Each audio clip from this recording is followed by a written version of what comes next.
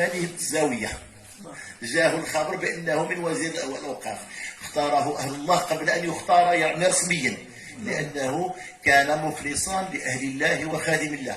كذلك من خدم الله خدم، فنبقى على عهد العهد وعهد المحبين، لا ينقضي ولا ندخل في أمور اللي هي بعيدة عنا. الله هذا الطريق باش كي نصلحوا أنفسنا، بل هذا الطريق هو سر لا إله، محروس بالعناية الربانية وهو مستمر.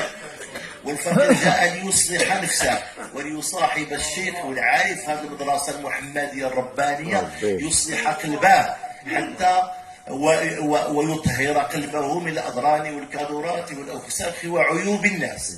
فذكر الله دواء. الوليد دائما كيقولها لكم في الاجتماعات، ذكر الحديث النبوي اللي هو صخرة الطريق، ذكر الله دواء وذكر الناس داء، وإياكم تنزلقوا في ذكر عيوب الناس وتملؤون قلوبكم بالأضران والأوساخ وكذا وكذا، ولا ترى عيب إلا فيك معتقدا عيبا بابيا لكنه استطاع. فما زيارتي لكم بهذه الدعوة الكريمة زادتني إيمانا وزادتني رقيا. الله الإنسان تسديد النية لأن النية المدار على النية، حتى عرف أهل الله بالمختصون في علم النية. هذا أبو طالب المكي عنده كتاب علم النية، وكذلك في تزكية النفس. إذن والإيمان الصحيح اللي هو الإيمان، إحنا لا نبدع أحدا ولا نكفر أحدا. الإيمان الصحيح في طريقة التصوف والسلوك والتسليك، هذه التزكية بالذكر ومجاهدة النفس وكل هذا، والعمل الصالح، هذه هي الحياة الطيبة اللي الفقير خصو يساهم فيها، ولأنها تعود بالنفع إلى عليه وعلى أسرته وعلى المجتمع كله، حتى نكون مواطنين مخلصين لملكنا نصره الله وإياه ولثوابت البلاد الوطني، وننشر الخير ونكون من أهل الخير والصالح للبلاد والعباد. هذا هي ثمرة التصوف، لأن التصوف أخلاق، فمن زاد عليك بالأخلاق زاد عليك بالتصوف. وكل هذه ما تقوم به طريقتنا، ما تقوم به مشيختنا، الجولات ديال السماع والجولات العلمية أو المنزول بالعلم العلمي والعمل اللي كتقوم بها مؤسسة الجمال ولا مشيخة الطريقة ولا الملتقى، كلها من تصب نحو خدمة الطالب بعيدا عن الانتقام، بل هي فيها تكامل، فيها رحمة. الفقير خصو يحدى قلبه، يدخل في منطلقات لتبعدوه عن الله وتبعدوا عن الغرض والهدف من الشغل، هو أنه يربي نفسه بهذه الصحبة من أجل أن يكون مصدر للأخلاق ومصدر للقيم، ماشي الإسلامية الروحية العالمية.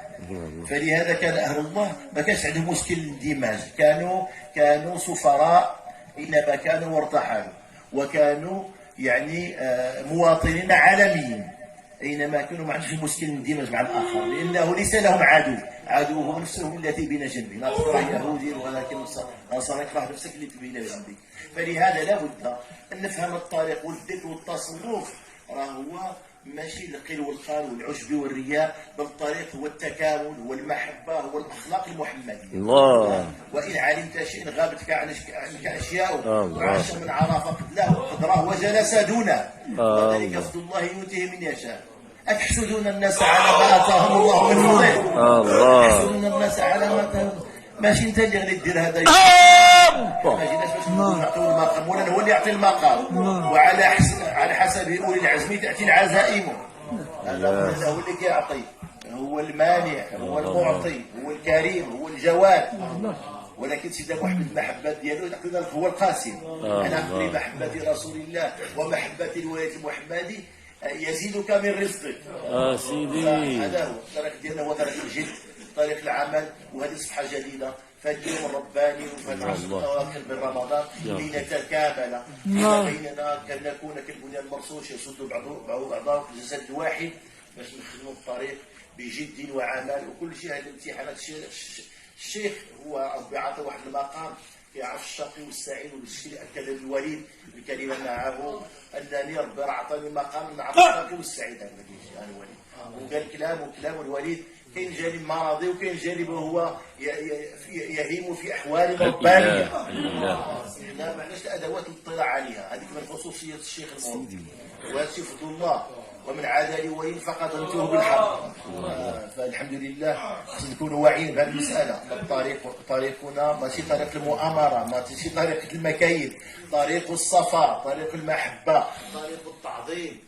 نحبوا نكونوا يبان فينا الخلق المحكم فقراء، يعني تساوي الادم ما بقاش فقراء، بعيد لانه مثل الذي يذكر ربه مثل البت الحي والميت. اذا كان الانسان واخا يحسب له راه كيذكر وهو في السراب، ولكن يخالط العمل الصالح والطالح، كيفاش غادي يغلب عليه الطالح على الصالح حتى يصبح ميتا ويطرده البحر، لان البحر ديال الله ما يقبل الحي، والحي فاز بالذكر اللي يعطي الخلود. المسلم من سالم من لسانه ويده. لا يؤمن احدكم حتى يكون يحب لاخيه ما يحب لنفسه.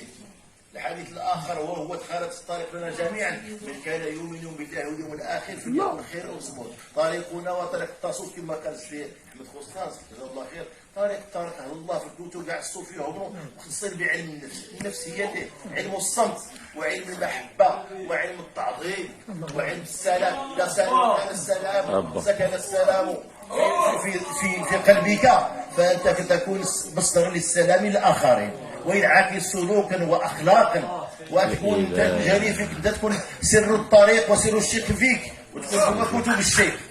وهذا الشيء خصو اليقين، وهذا الشيء خصو التعظيم، باش اذا الانسان يحافظ على هذا الاناء يكون نقي، باش يحافظ على هذا السر كيدور يحوم، ولكن ينزل في القلب الطاهر تقدر دير بعض الزلات ويغفرها الله سبحانه وتعالى، الا ان يشرك به. هذا هو الحديث اللي كيقول اتق الله حيث ما كنت، يعني الصحبه تعلمك ان الله علاقتك مع الله اينما كنت فانت مع الله، في المشرق وفي المغرب، في الزاويه، في المسجد، في اي بلد فانت مع الله. اتق الله حيث واتبع السيئه حسنه وخالق الناس بخلق حسن. الفقير هو اللي يكون هذا المواطن العالمي اللي يكون يحسن الى الجميع كالشمس والغيث والريح، كل شيء ما عندوش عدو، العدو هو نفسه اللي يجعلها تسير وتتدرج بالنفس الاماره الى اللوامه، الى مطمئنه راضيه مرضيه. الله يجعلنا نكون مصادر الهدى، مصادر الخير للجميع.